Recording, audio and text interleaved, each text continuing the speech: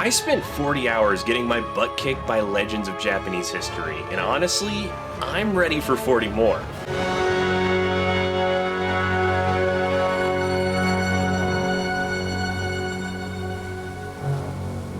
I never actually played the first Nioh, but I fell head over heels for the sequel. And because of that, I had high expectations for this third installment, and I can happily say it lived up to every bit of that anticipation. The loop of overcoming grueling challenges, the meticulous hunt for perfect equipment, and the ability to customize a character to fit a specific vision are incredibly addictive. I can't put this game down. The various yokai serving as the primary opposition are fascinating. If you don't know, yokai are supernatural beings drawn directly from Japanese folklore. After Nioh first introduced me to them, I spent time researching the creatures I fought and genuinely enjoyed learning the history behind these real-world monsters.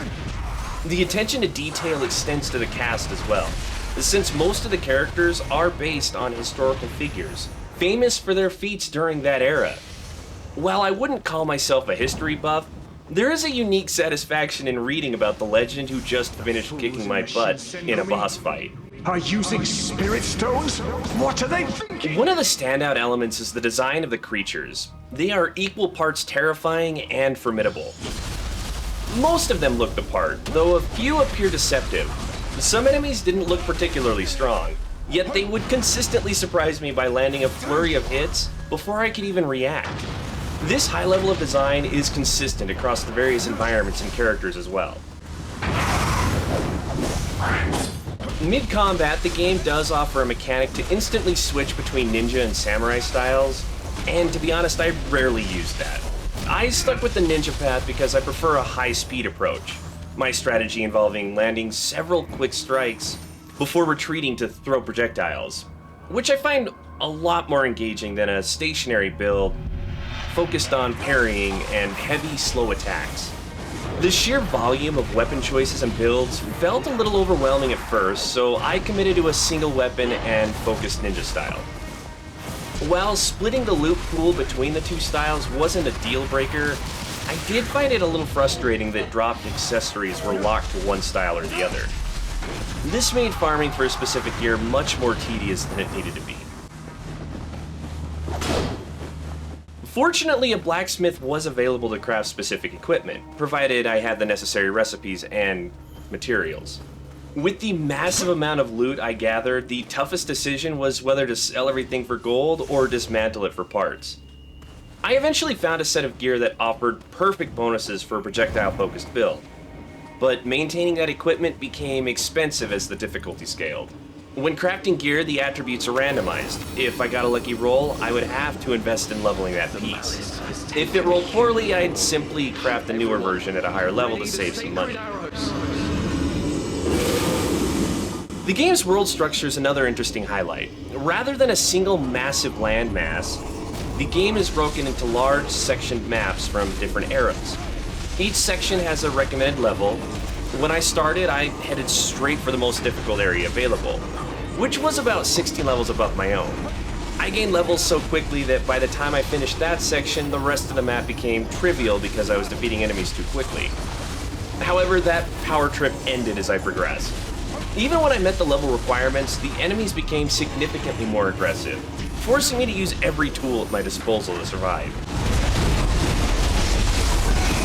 One aspect of exploration I absolutely love is collectibles that actually benefit me, in the form of unique combat skills, various blessings that help me heal, and solid upgrades to attack and luck when areas are fully explored.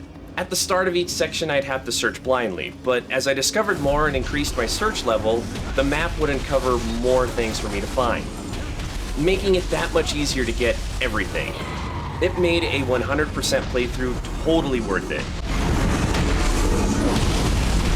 I chose the Kusarigama as my primary weapon. Like all the weapons here, it has an extensive list of moves. The specific button combinations trigger different attacks, with multiple possible attacks per combination. Unlocking the skill tree for a weapon grants access to these moves, which I then managed in a separate menu.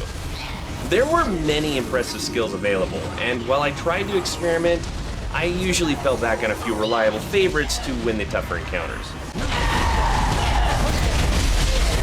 am currently nearly 40 hours into the game, and I haven't even finished the first journey.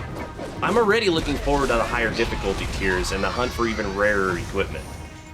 Eventually, it will shift into a dedicated grind for gear, but the challenges remain rewarding, and the world is a joy to explore.